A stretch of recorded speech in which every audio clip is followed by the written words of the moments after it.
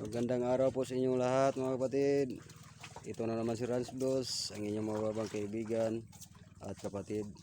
Sa hapong ito, yung pakura natin, umuwi siya kapatid na may dalang tuna. Nakakuha po siya tuna.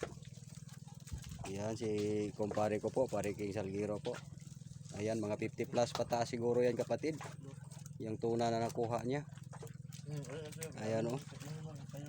Ayan po. Yung nakuha niya na tuna po. Mga 50 plus pataas. Ayan. Bigay blessings po sa kanya.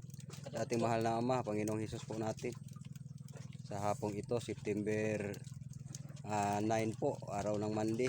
Sa buwan natin, sa taon natin 2024. Ayan. Ayan, dito tayo ngayon sa laot mga kapatid. Ayan po, kasama natin. Siya po ang nakakuha kapatid. King Salguero po. Ayan. Ayan sa hapong ito. Ayan. Ang buong paligid po natin. Ayan po. Ayan.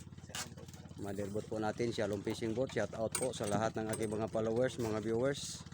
Paki-like, follow and share na lang po mga kapatid. Ayan. Ito po. Yan. Ito na nakuha niya.